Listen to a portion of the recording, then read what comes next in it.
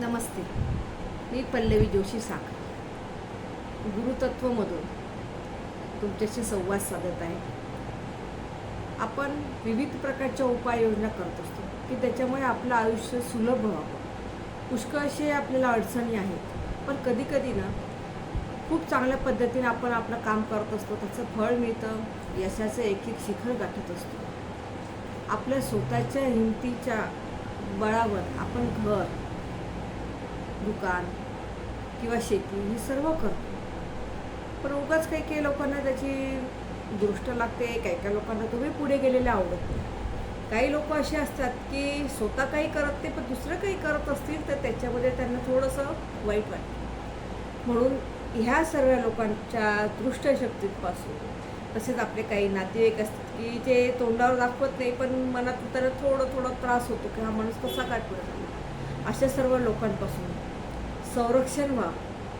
त्याचप्रमाणे आपलं आरोग्य उत्तम राहावं, आपली संतती चांगली राहावी आणि ज्याच्यासाठी हा एवढा खटारोट केला आहे आयुष्याचा, ते आयुष्य आपलं चांगलं असावं आणि आपल्याला अमृतमय जीवन जगता यावं. आता अमृत पिऊन प्राशन करून कोणी आलेलं नाही, सगळ्यांनाच जायचं, पण त्या आनंदाने गेलं पाहिजे.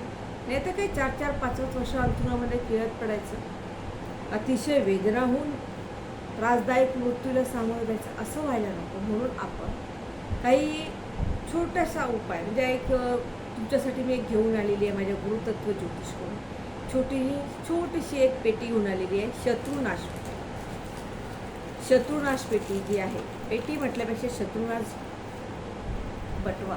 त्याच्यामध्ये आता उद्या किंवा कुठल्याही शुभ मुहूर्ताच्या दिवशी, अक्षय तृतीया असू द्या, गुढीपाडवा असू द्या, दिवाळी असू द्या, दसरा असू द्या, कोणत्याही शुभ मुहूर्ताच्या दिवशी आपण हा एक बटवा तयार करू शकतो.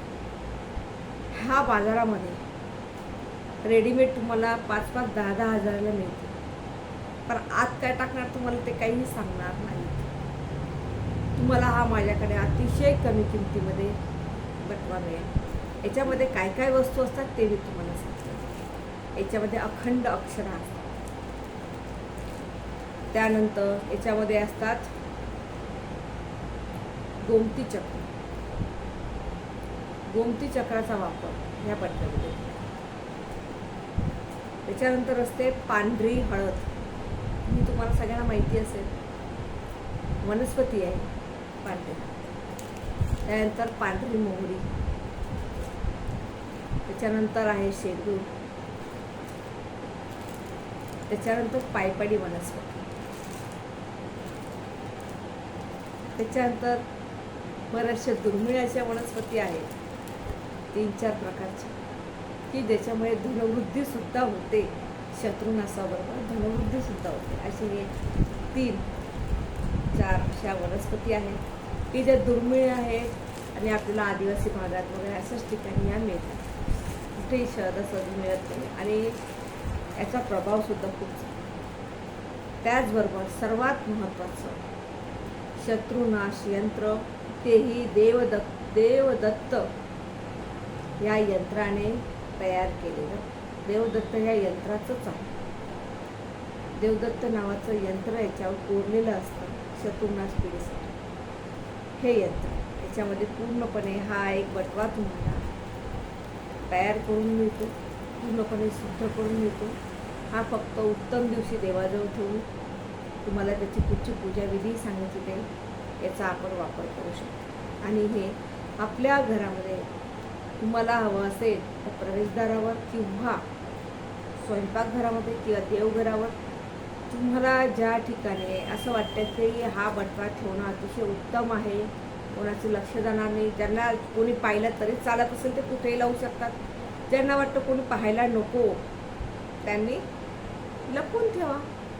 पण याच्याने काय होतं, कधी कधी आपण देवाचं करतो सगळं व्यवस्थित, पण अचानक घरामध्ये काही गोष्टी घडतात, त्या आपल्याला कळत नाही. अचानक घरामधली वस्तू नेहमीच काही घरात नेहमीच काही ना काही हरवत राहत असतं, लवकर सापडत नाही.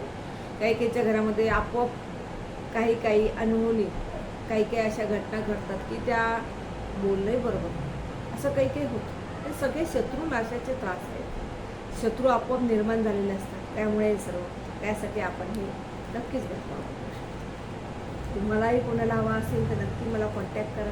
ते मला याची पूर्ण पूजाविधी सांगितली जाईल, कशा पद्धतीने वापर करायचा तेही सांगितलं जाईल. माझा फोन नंबर आहे 9765558788.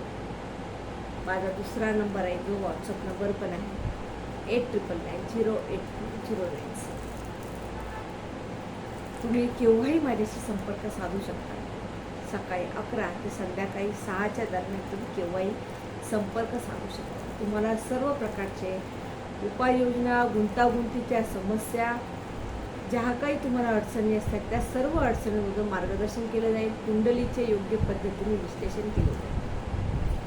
आणि तुम्हाला रत्न वापरायचे असतील किंवा वास्तुपरीक्षण करायचं असेल तर तुम्हाला कशा पद्धतीने रत्न वापरावे, वास्तुपरीक्षण नेमकं खरंच करण्याची गरज आहे का, वास्तुपरीक्षणामध्ये तुम्ही काय बदल केले पाहिजे, या सर्वाचं यथायोग्य आणि योग्य असे सर्व मार्गदर्शन माझ्याकडून केलं जाईल. नक्कीच तुम्ही संपर्क साधा. तुम्हाला हा उपाय आवडला असेल तुम्ही नक्कीच करा. आणि हेही जर काही विकत घेणे शक्य नसेल तरी मी तुम्हाला एक उपाय सांगते. तर तुम्ही म्हणाल मॅडम फक्त तुम्ही हेच सांगितलं नाही, तुम्हाला जर उपाय करायचाच असेल शत्रूसाठी, हा नसेल करायचा, विकत नसेल घ्यायचा, तरी आपण एक उपाय करू शकतो.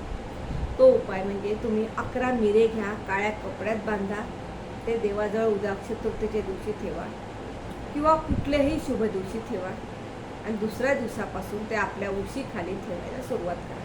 ज्याला शत्रुपीडा आहे, ज्याला बाहेरचा बाधाचा त्रास होतो, बाहेरचा काही गोष्टींचा त्रास होतो, अशा लोकांच्या उशीखाली ठेवा.